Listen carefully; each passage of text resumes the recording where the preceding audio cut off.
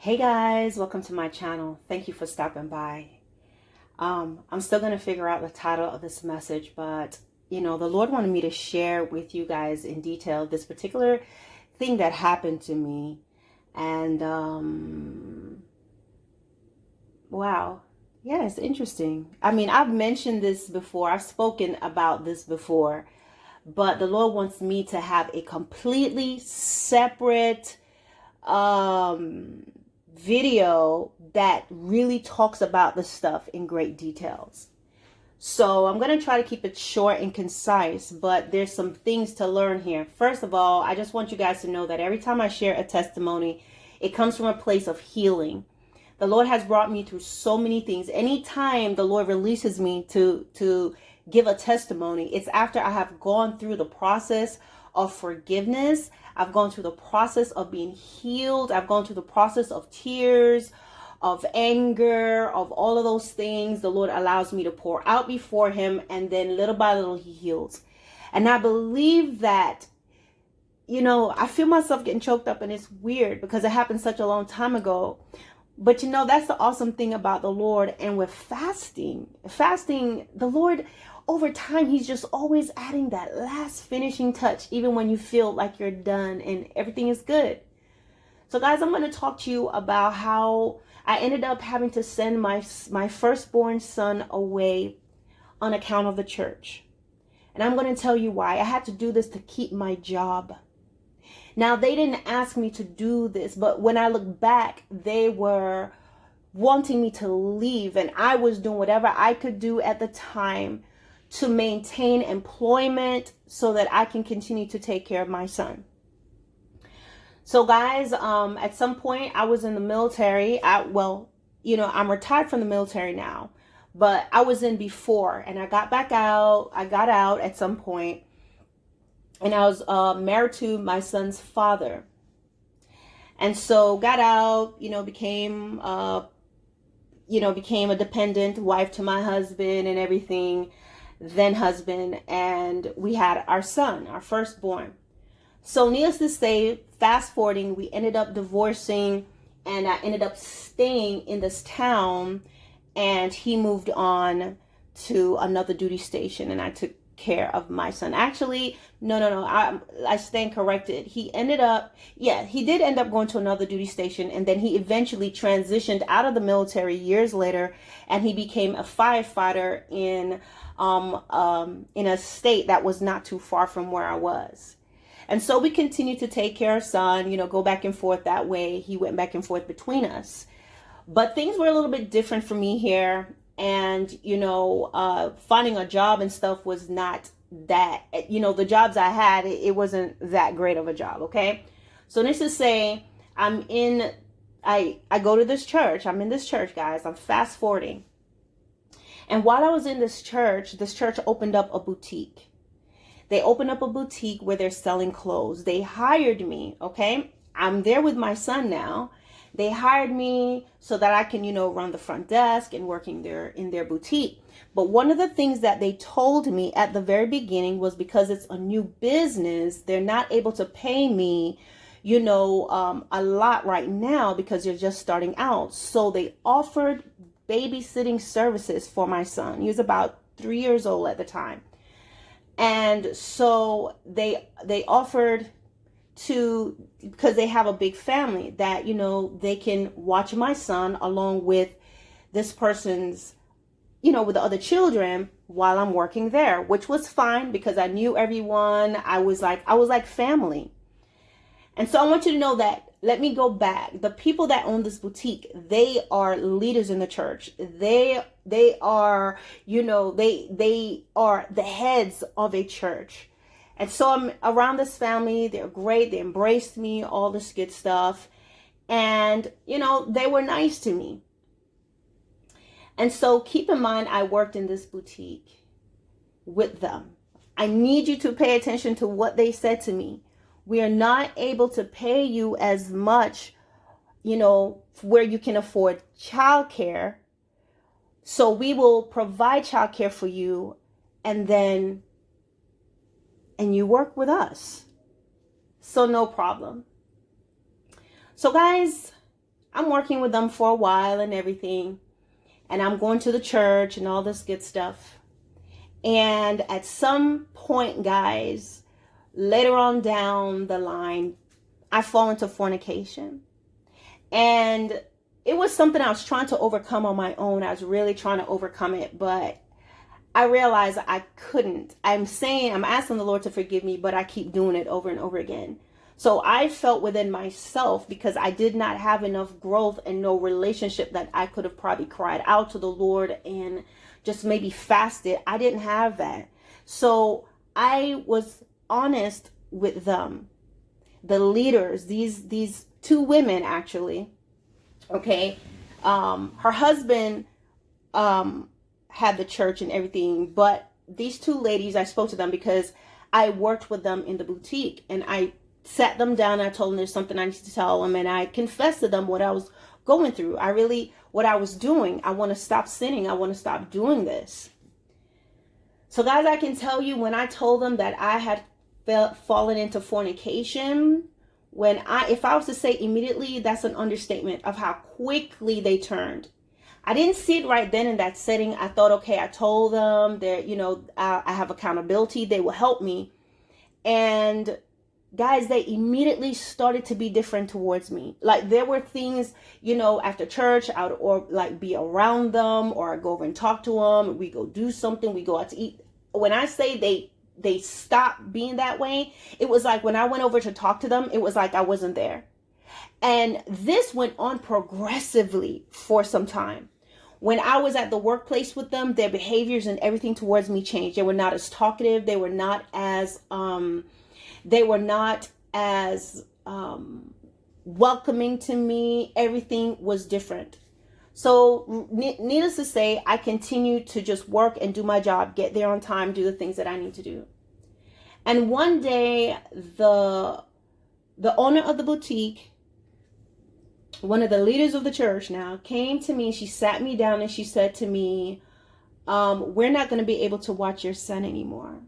So you're going to have to find a babysitter. Now, keep in mind, I need someone to watch my son in order for me to work. Keep in mind that they are telling me if we go back to the beginning, what they said, we can't afford to pay you childcare, or we don't, we're just starting out. So we are going to keep your son for you. So in order for me to work, he needs to be watched. I did not have any family connections there. I also didn't make enough money to afford childcare. Now, keep in mind, as far as family, my parents did not know I was going through this. It was just, I never told my family about all this stuff that I was going through. I just felt like I needed to handle everything on my own. And it's not that I just couldn't, but I wanted to try to handle everything on my own. I have a huge family. I have a big family. I have 3 brothers, my mom, my dad. I have a huge extended family. I know if I had called any of my family members at that time, they would have came and got me. They would have came from Florida, New York, Virginia, Jamaica. They would have came and got me. But for some reason, I just did not think of that. I don't know if I felt ashamed. I don't know why I didn't. Now that I really look back, I'm like, why didn't I think of that? But the Lord had his own plans. And so, guys, the owner of the shop sat down and told me that they couldn't keep my son anymore. And keep in mind, they did not offer me a raise. They did not say, we're going to pay you more. It's not like I have a backup. They did not offer me any other assistance. I'm a single mom. This is my first child now. I didn't have any other children at the time. I'm a single mother. I need a job. I need to work to be able to take care of my son. They gave me no advice on what I could do, or, hey, you know what? I know another sister, another person within the church that can help you. It was like, we can't keep your son anymore. And so now I'm trying to figure out what I'm supposed to do. I know I need to work to take care of my kid. All right. And so the only thing that came to my mind, which was the hardest decision I had to make, was to send my son to go and stay with his father. Now, His father is not a bad guy. His father loves him. He's a fireman. He's good. He loves my son. He loves him. But it was just me as a mother giving up my baby so that I can keep working. And it was so hard because he's my everything. You know, that's my baby. I've never been separated from him. From the time I gave birth to him, from the time I held him, it's been me and him. And I had to think, I have to work.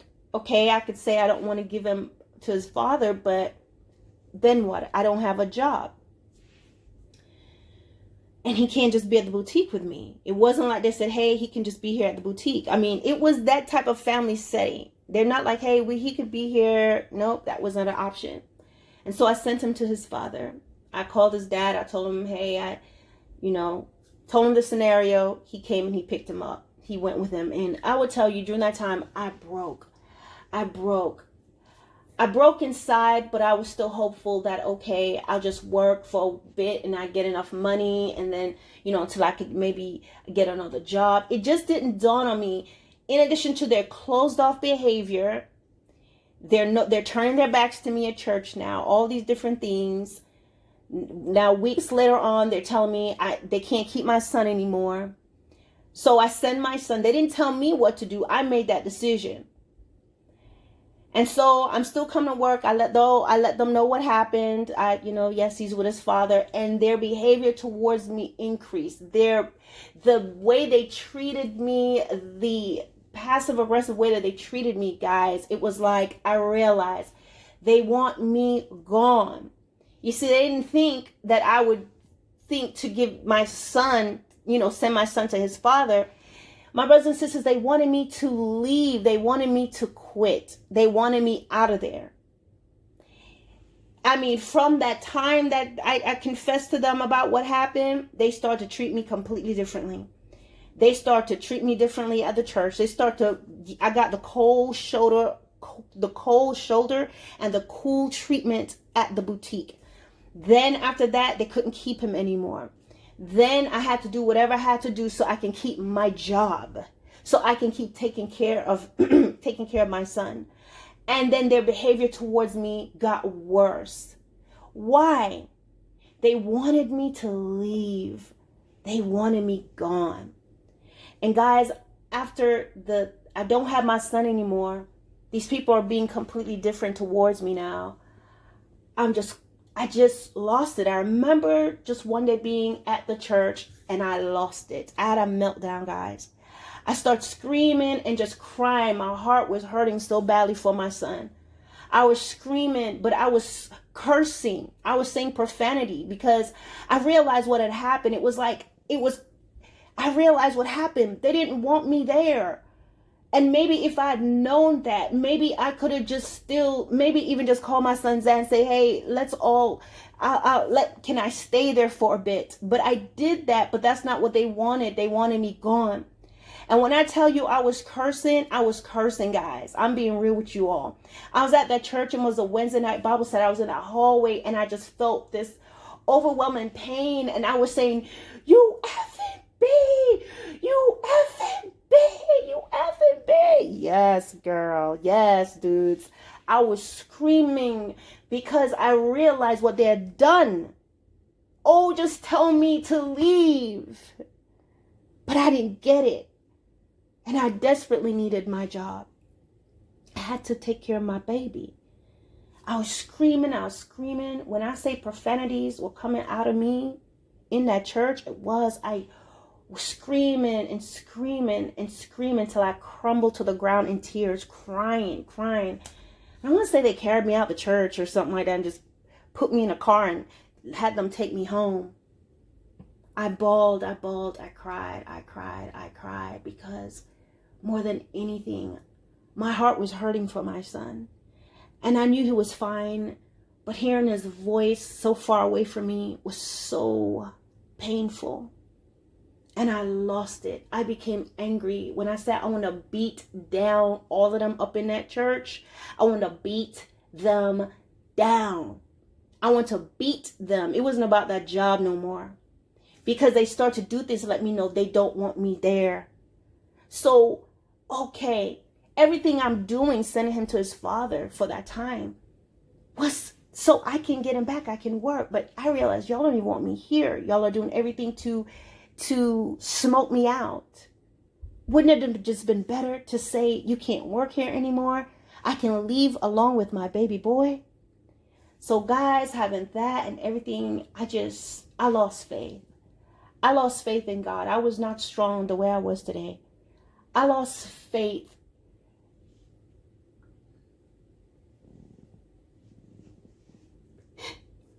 I just lost it because I was like, God, I'm coming to church every day. I'm doing the right thing. Why does it feel like you're rejecting me? And I've lost the most important thing, my son. I don't have work. I don't have any friends. I lost it, guys. And I was like, I'm not serving you no more. I'm not serving you no more. And I called my son's father, and he willingly came and packed me all up. And he took me back with him, and we try to reconcile and try to make it work and everything. But that didn't work. And so from there, I ended up joining the military. I ended up getting into the military. And then, it was me being in the military and, our family together for a while. But guys, God had a plan. God had a plan in all of that. He had a plan for me. I'm thankful for my son's father. Even from that time, the Lord used him. He did not take that opportunity to dog me out. He could have easily said, oh, well, too bad, so sad. He could have used that as an opportunity to take custody of our son from me. He didn't. He came and he got me. He drove all the way and picked me up and paid for all my stuff to get packed up and brought me back. And sometimes, guys, the Lord will send people that you may have broken up with them. They may be somebody, may not necessarily be your ex or anything like that, but he will send people to help you from afar off. People that should use that opportunity to hurt you or to take advantage. He will send people to help you. And that's what happened. Packed up all my things. And I was in a place for a while where it was temporary. And God had plans. He ordered my steps. And when I got in the military, I still wasn't serving God. I was even further away because in my heart at that time, I was like, I don't want to have nothing to do with God. I've been there, done that, tried it, and this is what God is. But the biggest mistake we could ever make, guys, is to allow the behaviors of people who say that they're Christians to dictate and say this is who God is. It's like, Lord, why did you allow this to happen? If God allows anything to happen to you, it's going to work out for your good. Sometimes it's not even He allows it. Sometimes people choose to do wrong and to do evil to you. And I was just so happy. I was hurt. I remember the whole drive back from this place as I was in the car with my ex, and I was so relieved to see my son again. So relieved to see my baby boy again. I was so happy to see him. But at the same time, I was so dashed on the inside. When I said I felt weak, all I could do was I remember just want to sleep. I remember just looking in the mirror and not recognizing my face. Not recognizing my face. And I'm here to tell you something. That God will bring you out and He will lift you up. God will restore everything that you had lost, because He did restore things to me. And He continued along the line, even though I was not seeking Him and looking for Him. He was protecting me. And the reason why He was protecting me is because He knew I had been hurt. He knew I had been wounded. You see, sometimes God sees beyond. When we turn from Him, He sees what's on the inside of you. Because I know I've always desired to know God. I want to serve Him. I've always wanted to. But the mistake that I made was putting that in the hand of man. I wanted God, but I did not make him my everything. I did not know that. I did not know the word the way that I know it now. I did not know that I can seek God. And the biggest mistakes you can make is that you enter into a church and you allow them to kind of become everything for you. And you're seeking them for everything because they're human and they can make mistakes. You don't always have to tell people your secrets and what you have going on. When we first become believers, there is a thing in us where we want to pour out and we want to be truthful. But this is because we're when the Lord turns our heart, we want to be truthful and honest, but we have to be in a place to know that you need to pour that out before God. And you have to be very, very careful before you just pour out to people. You know, there are people that you can pour out to and they are of God and they will not do you dirt. But my brothers and sisters, you have to be very careful and you must be vigilant and you must have discernment and use wisdom. We must learn to make God a reality in our life. If you make him a reality, you're going to see that he's actually right there and he is like a friend, a confidant. He is everything. And I've experienced that. No matter how far away I went from God, he stayed with me. He was always protecting me. He was always keeping me. No matter how far left I went, he stayed with me. He never allowed me to die. He did not let me die in my sins.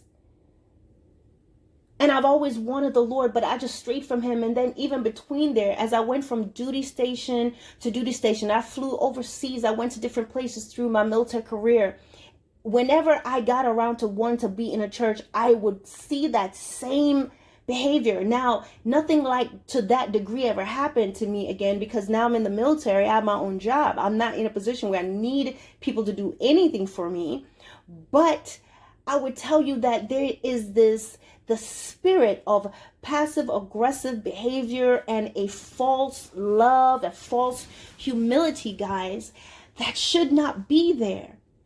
And what I learned over the years, from the years the Lord brought me through, brought me out into where I am today, I learned I had to go through those things because of how he's going to use me on this platform to help other people. I don't come up here to shoot bitterness and hurt and malice to anybody, but to sound the alarm of the reality of things that's going on within the body of Christ. I'm here to be that sister for those who don't have a sister. I'm here to be that voice of reason, that voice that leads you to God when others are trying to lead you to the pastor and to the leaders. I cannot reach out to every last one of you. It's impossible for me to do that. And as often as the Lord has me in prayer and how he has me, I doubt very much I can be anyone's BFF. But I would tell you from the sincerity of my heart that I will reach out to you as much as I can. My emails, you call me, you reach out to me, I will reach out to you. There's some people that have reached out to me that they have been in dire straits, and every now and then I can make a call, but it's only when the Lord allows me to do it. But guys, technology is of such, you can reach out to me and I will reach out to you to help you, to encourage you. And what I've learned to do in everything is to always turn people to the Lord. I don't want anyone to become dependent on me. And by that, it's not because I don't want to be a friend, but I don't want to be your first source because I am human. And not only that, not that I'm looking to hurt you, but it's time that we sound the alarm and turn people to Jesus and to God. My brothers and sisters, when people place you and they help you, when God moves the heart of man to help you, always be thankful to God. You thank them, but keep your focus on God. When they help you get a place, when they help you get a car, when they may help you get a job, keep your eyes on God. Because if I look back, I probably was giving them way too much as far as reverence, you see, because they were doing so much. So I think I sought them out more than God. But nevertheless, the Lord was right there with me, leading me every step of the way. Never allow your family to become so entangled in the church that they can make moves that can cause you to be separated from your children, your husband, or your wife, your family, your siblings. Because what the Lord showed me was the love. Once they found out something about me, it didn't matter. They wanted me to go, but they didn't want to be the ones to fire me. A lot of times that's things that's happened with that spirit in the church. They don't want to be the ones to say, get out my church, or they don't want to be the ones that do that. So they'll do things to shut you out, shut you off, and to isolate you, that you leave. And when you leave, they can say, well, we don't know what happened. You know, I don't know what the narratives were or what happened after I left. I never looked back to find out. I never looked back. But I'm sure there was a story, and I'm sure there were people that was convinced that I was the loony woman that was cussing in the church. Oh, she was possessed by a devil. No, I wasn't possessed by any devil. I was a mother who missed her child and realized that they wanted me to go, and my son is already gone away from me. And it's all because I sinned and they found out about it. My brothers and sisters, we must never do that. Whenever our brother and sister in the Lord pours out, or even someone that's not, when they pour out, you don't take a person's sin and decide you want to be the judge and the jury and the executioner.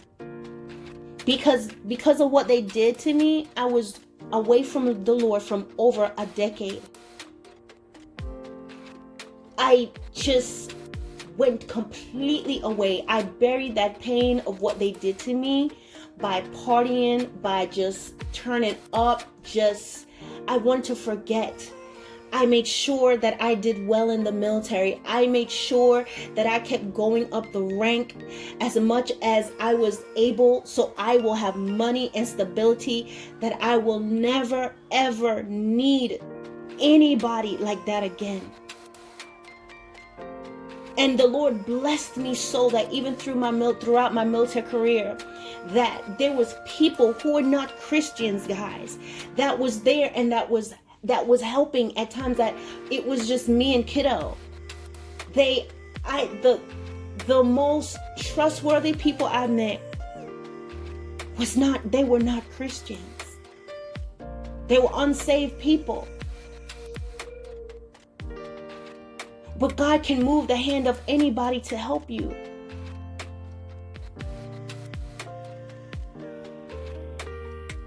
Guys, it boils down to not that a person's a Christian or not a Christian. God can use whoever he wants, but the Lord was showing me something.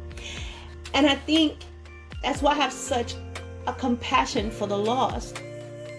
Because God shows me things about even people who are lost, that, hey, they're lost. You can't, don't revile them.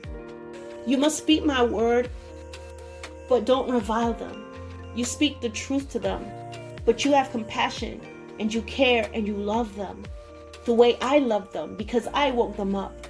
The Lord does not wake people up so you and I could revile them and condemn them. But at the same time, we must speak the word. If you listen to my messages, people will be offended, but I'm saving the soul. This is the word the Lord tells me to speak. This is the manner in which He has told me to speak it. So I must. If someone is about to get hit by a car, you don't go, excuse me, you're about to get hit by a car. You yell out, watch out, you maybe even grab them. And so the Lord has sent me in this world to save souls. The Lord has sent me in this world to reach out a hand to those who are falling in the pits. He has sent me to be able to speak to those who are brokenhearted, who have been hurt. Those who've been isolated, those who have been cast away. I've been there. I've walked that walk. And perhaps maybe that's why it never crossed my mind just to call my family to come and get me, because I needed to walk in those shoes. I needed to walk in the shoes of knowing what it's like to not really have a lot of money. I need to walk in the shoes of having the car that only if it rains, the car is not going to start. I need to walk in the situation where there's some sort of a leak somewhere in the car, so when it rains, there will be a pool of water on the driver's side, and I had to go get a cup and ladle out all the water and then pray the car will start. I need to walk in the shoes of of thinking I'm going to church that Sunday all dressed up, but then the car don't start, and so I get halfway down the road and then I have to be pushing the car in my heels with my mom back into the parking spot. I'm in my church dress and heels pushing the car. I had to go through these things, guys. I had to go through the pain and the rejection and everything. and the things that I continue to go through and have been delivered from. I had to go through that crushing so that I have the oil to pour out to others to say, you can do it. And to turn people to God. I don't want people to turn to me. I don't want people to look to me for everything. I don't want anyone to look at me. I don't even feel comfortable hearing people saying, prophetess, woman of God. Just call me Arlene. My name is Arlene. Call me Arlene. I am just a vessel of the Most High God. I am saved by grace. I'm saved by the blood of Jesus. I was pulled out of the fire by God, and I'm so glad. And so now I can share with you to say, put God first. Don't allow yourself to be imprisoned and in places where they mistreat you because, oh, look at what we did for you. No, God moved their heart to do for you. God is doing for you. Learn to cry out to God. Ask the Lord to make a way out of no way. Embrace the walk, embrace the cross, embrace and drink from the bitter cup that you may have to drink from sometime, because this is going to bring you to a place where you can help others. If I just allowed my family to fly me in and pick me up, maybe I would not have the compassion that I have for people, because I come from a family where everybody can help one another. I have family that's doing very well, very, very well. I look back at my family and look at how everybody's doing. My family's doing real good. But you know what? That's not how the Lord had me to walk. He took me through things. I experienced things. And now my son, he's older now, on his own, doing his own thing. Still have love for him. He loves me. I'm thankful to my ex for helping me during those times. God will move our hearts. You know, we didn't always get along, and we did not end up staying together. But for that time, I'm thankful because he drove a long way to come and get me with our little one in the back and packed me up and brought me straight back and moved me away. But that was the timing, and that was what God ordained to happen. I'm here to tell you, put your trust in God. God will take care of you. God will take you to a place where you thought you'll never be, as I am right now. I am only 40-something years old, guys. And I'm retired. I don't have to work anymore. How is that possible? Only through God. I can work if I feel like it, but I don't have to. I'm a place of peace. I'm in a place where I am doing well. I did not have this on my radar.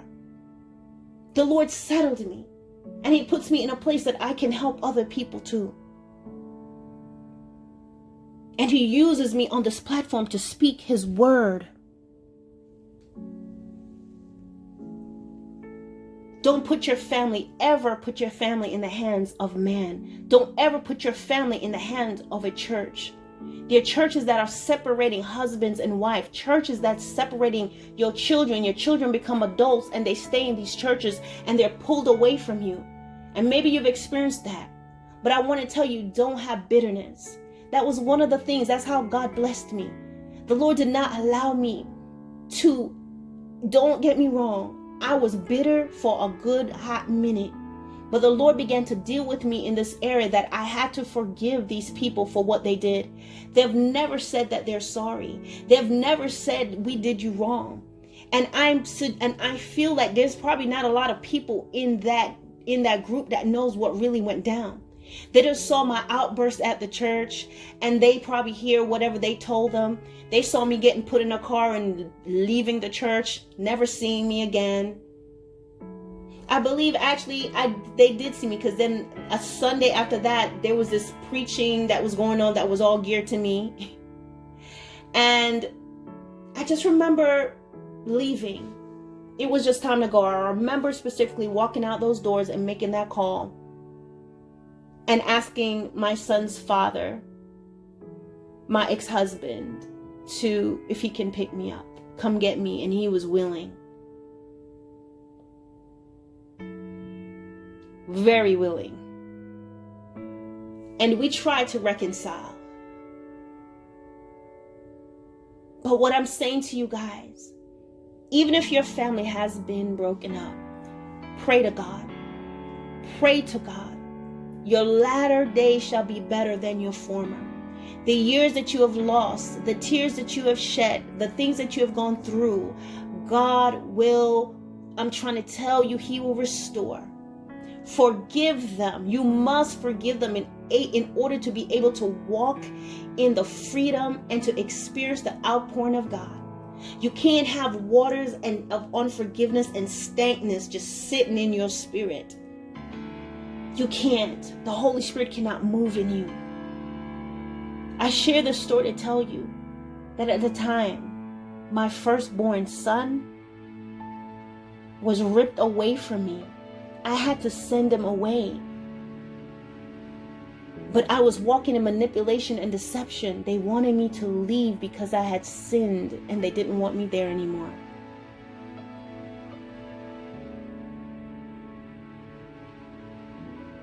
And so much happened. But I was deceived. I was trusting. I was hoping I can keep working. But the deception was they didn't want me there. And it was just two individuals that dealt with me directly. I never spoke to the pastor of the church. He probably didn't know, and there's no way I can because this is his wife dealing with me. And there was a sense of shame of what I had done. I deserve this, right? So that's what happens. When you sin and other people know, then you feel like you deserve whatever happens to you. And that's how I was. But the Lord was like, no, Arlene, this is not my fruit. This is not how I operate. I don't rub your sins in your face. I don't grab you by the back of your neck like you're a puppy and push your face in the waste of your sin.